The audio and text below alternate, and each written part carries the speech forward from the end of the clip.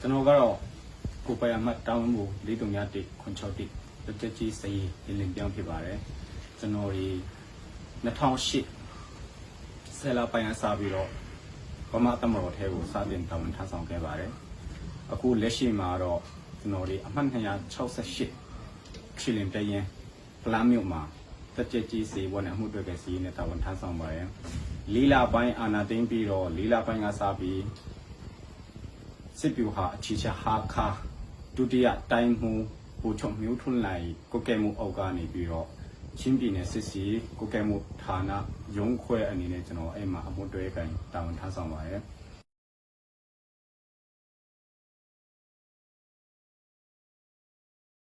ကျွန်တော်ပထမဆုံးပြောလို့ကတော့ကျွန်တော်စစ်တပ်မှာအခုဆိုရင်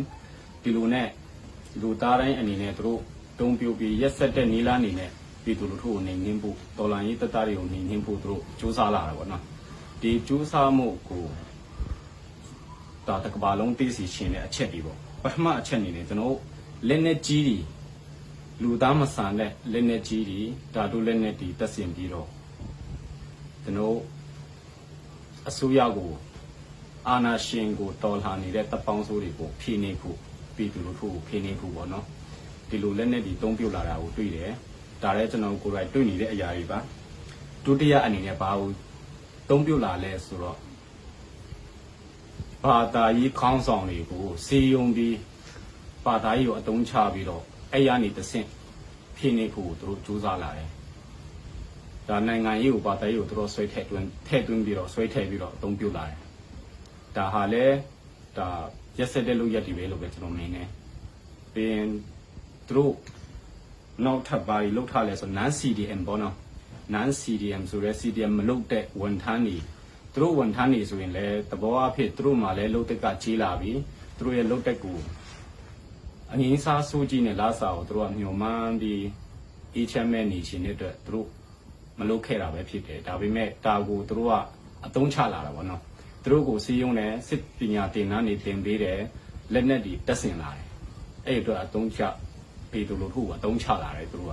ဒီတက်ပွဲအတွက်နီလာမျိုးစုံရက်ဆက်တဲ့နီလာမျိုးစုံဒီအရင်ဆုံးတော့ဘယ်နိုင်ငံမှမဆိုတပုံတွေအသုံးချတဲ့ရက်ဆက်တဲ့နီလာမျိုးကိုသူတို့ကအသုံးချနေတယ်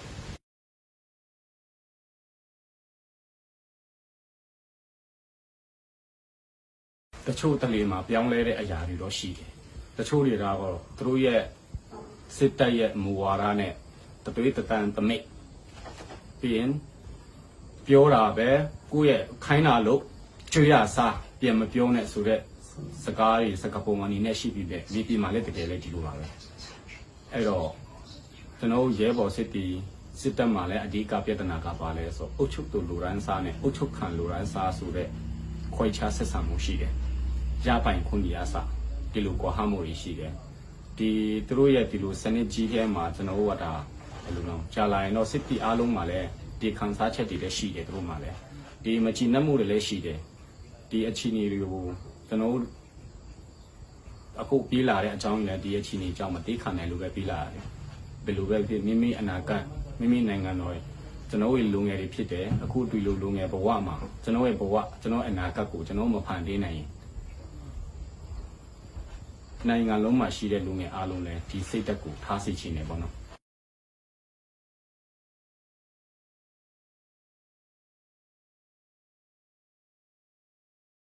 တရုံဝင်အမိပေးတဲ့အလုပ်ရက်တွေလည်းရှိတယ်ပြီးရင်အောက်ချီရဲဘော်တွေရဖြစ်ချင်တာဖြစ်လှုပ်ချင်တာလှုပ်ဆိုတဲ့အခြေအနေမျိုးမှာလည်းရှိတယ်အဓိကတော့ဘယ်လိုမျိုးမှာအမိပေးတယ်လဲဆိုဥပမာဆန္ဒပြကြရပါတော့ကျွန်တော်ဆန္ဒပြနေတဲ့အချိန်မှာအကျဉ်းဖက်ဖြစ်နေဖို့ကအမိဒါအမိအထက်ရဲ့အမိအရာလက်နဲ့မဲ့ပြည်သူတွေရဲ့ငင်းချင်းစော်ဆန္ဒပြမှုကိုလက်နဲ့အားဖြင့်ဖြစ်နေဖို့ဖြိုခွဲဖို့ဒါအမိပြည်လှုပ်ဆောင်ခဲ့တယ်ပြီးတော့နောက်တော့ဒီလိုအခုဆိုရင်ကျွန်တော်ပလဲဝမင်းတက်ဒီမြို့ဖက်မှာစစ်ပွဲတွေဖြစ်လာတဲ့ဖြည်းနဲ့အခုဆိုရင်မင်းတက်မြို့လည်းပြတ်သုံးတော့အခုထန်တလာလည်းဒီလိုအချိန်นี้မှာဒီလိုမြို့မဟုတ်တဲ့တောင်မှဒီလိုရိုးအေးချမ်းနေတဲ့ပြည်သူလူထုတွေရဲ့ကြီးရွာဒေသတွေမှာစစ်သားတွေရောက်လာပြီဆိုတာအကြောက်အဆုံးကတပုံထက်ဆိုးတယ်သူတို့ကရက်ဆက်တာဒါသူတို့စစ်သားတွေကိုစတင်လေ့ကျင့်တင်ကြားပြီးနေကြတဲ့ကိုကအာနာရှင်စနစ်ကို စနစ်စူးကြီးကိုရိုက်သွင်းထားတာအခု DS ရဲ့တက်ကတူဆိုရင်လည်းပူအဆိုးဆုံးက DS ရဲ့တက်ကတူမှာဆိုရင် Senior Junior စနစ်ကနေပြီးတော့ဖိနေအုပ်ချုပ်တဲ့စနစ်ကြီးတူငယ်နိုင်စနစ်နဲ့ပဲသူတို့အုပ်ချုပ်ပြီးတင်ကြားလာတယ်လေဒီအသွေးခေါ်နဲ့ဒီလိုပဲကြီးပြီးလာတဲ့လူတွေသူတို့ဖြစ်လာတဲ့အပြင်လောကရောက်ရင်လည်းသူတို့အဲ့ကျင့်စရိုက်ပဲပြီးသူပေါ်ကျင့်ကြံကြတယ်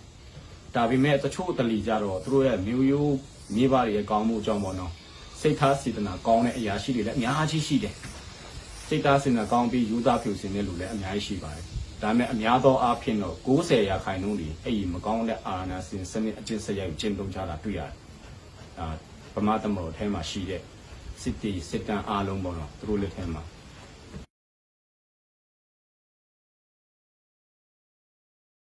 နာပိတ်မျက်စိပိတ်စနစ်ကိုကျင့်သုံးတဲ့သဘောပဲဘာလို့လဲဆိုတော့ကျွန်တော်မြေပြင်မှာဘာတွေဖြစ်နေလဲပြည်သူတွေဘာတွေလိုအပ်နေလဲအဖြစ်မှန်တည်င်းမှန်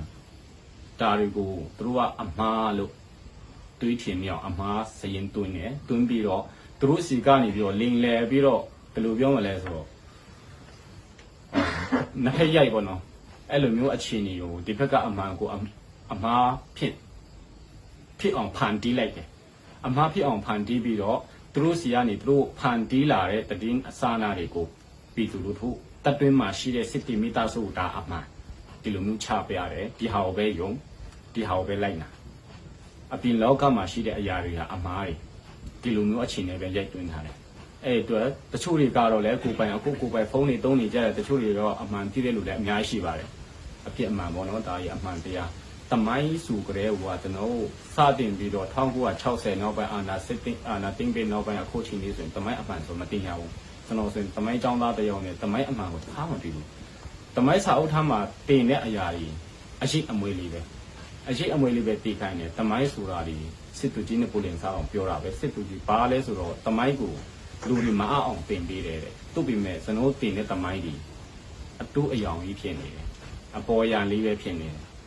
တမိုင်းကနေရလာမဲ့အသွေးခေါ်တွေနိုင်ငံရေးအသွေးခေါ်စီးပွားရေးအသွေးခေါ်လူမှုရေးအသွေးခေါ်ဒီသွေးခေါ်မျိုးတွေကိုတမိုင်းကနေမရလာခဲ့ဘူး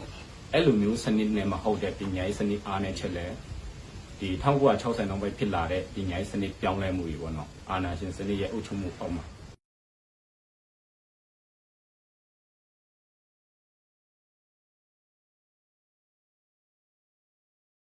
အဓိကဒီစစ်သားတွေစစ်တီရဲဘော်တွေရရှိတွေ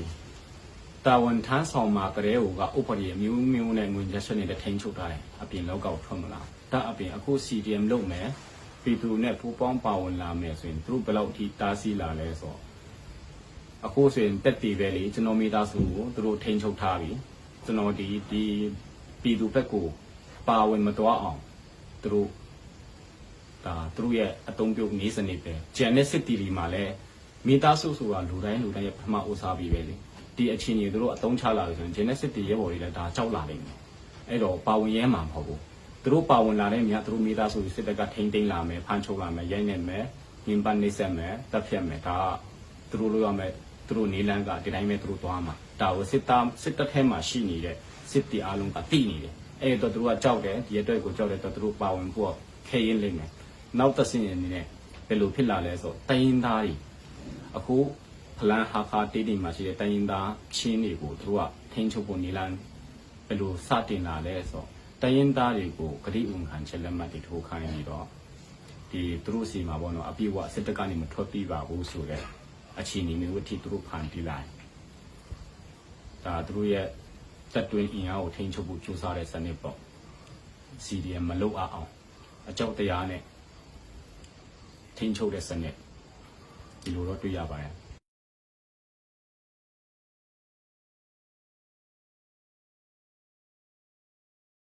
မထွက်နိုင်ဘူးဆိုတော့သူတို့မှာ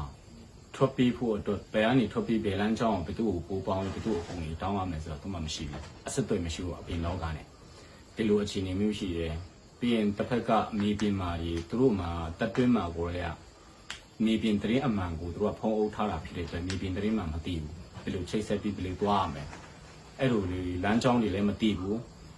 အချိန်ပြည့်24နာရီတာဝန်အပြည့်နဲ့အခုချိန်မှာဆိုရင်သူတို့မှာအင်အားမရှိတဲ့အတွက်အချိန်ပြည့်24နာရီတာဝန်ထမ်းဆောင်နေရတယ်ပြင်ပနဲ့ဆင်းရဲတယ်အခုဆိုရင်ဟာခါမှာဆိုရင်လည်းကိုတက်တီလာဆိုရင်အခု3ချိန်ရှိပြီပေါ့နော် 3ယောက်မြောက်ရှိပြီပြင်ပန်းမှုတောင်မခံနိုင်တဲ့အတွက်သူ့အတူထွက်ပေါ်တယ်မိကိုယ့်ရဲ့တစ်ဖက်ကနေကိုယ့်ရဲ့တာဝန်ထမ်းဆောင်တာပြင်ပန်းလာတယ်စိတ်ဆင်းရဲတာလည်းအခက်အခဲတွေဒုက္ခတွေကြုံလာတယ်နောက်အပြင်မိသားစုမှာလည်းအခက်အခဲထပ်ကြုံလာတဲ့အချိန်မှာကိုထွက်ပေါ်ရှာကိုလှုပ်ချင်တာလည်းရှိတယ်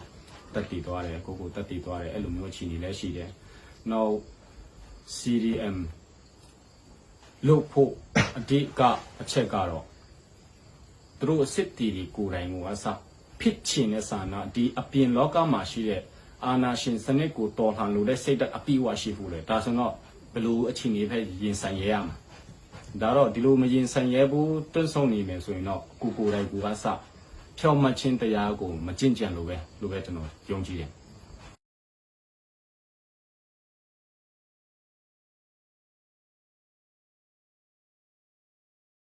ရက်ဆက်ဆုံးကျွန်တော်မခံမရက်နိုင်ဆုံးအရာကပါလဲဆိုတော့ကျွန်တော်ဟာခါမှာပြည်သူမျိုးဖမ်းလာတယ်နေ့တိုင်းတော့သူဖမ်းဆီးနေကြပါနှစ်ယောက်ကတော့သူတို့ရိုက်နေတည်သွားတယ်တည်နေတဲ့အလောင်းကို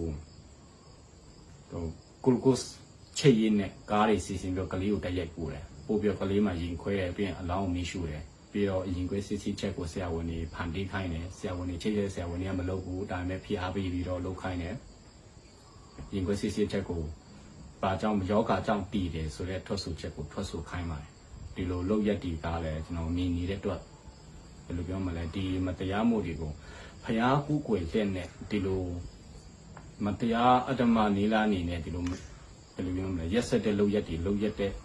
ဟောကျွန်တော်ကိုလည်းစိတ်မကောင်းဘူးဒီလိုအခြေအနေမျိုးမှာတို့နဲ့တို့တာဝန်ထမ်းဆောင်အတူတာဝန်ထမ်းဆောင်ဖို့အတွက်ခွန်အားမရှိနိုင်တော့ဘူးကျွန်တော်မှာကြာလာတော့စိတ်ပြက်လာတာပေါ့နော်သူတို့နဲ့အတူတူနေဖို့တရားဖျားမရှိတဲ့အဖွဲ့အစည်းနဲ့ကျွန်တော်အတူတူနေဖို့အတွက်ကဘယ်လိုမှမခံနိုင်တော့ဘူး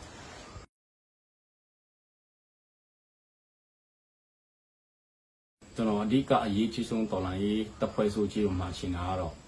လုံးဝပါလို့ပဲဖြစ်အကောင်းမြင်ဝါဒထားပြီးကောင်းသောအကျင့်တရားဖြောင့်မတ်သောတရားနဲ့ကျင့်ကြံပြီး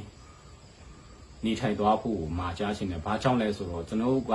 အာနာရှင်ကိုတော်လှန်နေတာဖြစ်တဲ့အတွက်အာနာရှင်နဲ့စနစ်နဲ့တူတဲ့အကျင့်စရိုက်ကိုဖယ်ရှားပြီးအာနာရှင်ကိုယ်အာနာရှင်မဖြစ်အောင်အဓိကပထမဆုံးတိုက်တွန်းခြင်းနဲ့ဒီဟာအဓိကကျွန်တော်တော်လှန်ရေးတပ်ဖွဲ့ရဲ့အဓိကအချက်ပဲပြီးရင်တိုင်းရင်းသားအားလုံးလက်နက်ကင်တပ်ဖွဲ့တွေရော GNO အဖွဲ့အစည်းတွေရောလူမှုအသင်းအဖွဲ့အစည်းတွေအားလုံးပေါ့နော်ကျွန်တော်လက်တွဲညီနဲ့စီးလုံးညီနဲ့စစ်ဗမာစစ်တပ်ရဲ့နေပြည်ရဲ့အောက်မှာထောင်ချောက်မမိပဲနဲ့စီးလုံးဖို့ကျွန်တော်တိုက်တွန်းလိုတယ်စီးလုံးမှသာလင်သူတို့ရဲ့ကျွန်တော်စီးလုံးယုံနဲ့မတိုက်ခင်မကလေးကစီးလုံးယုံနဲ့နေသူတို့ကိုတော့ကျွန်တော်ကအနိုင်ယူပြီးသားဖြစ်နေတယ်ဒါကိုလည်းကျွန်တော်သိဖို့အားလုံးတိုင်းသားကောင်းဆောင်တွေကကျွန်တော်အနူးညက်တောင်းဆိုတယ်အားလုံးစီးလုံးဖို့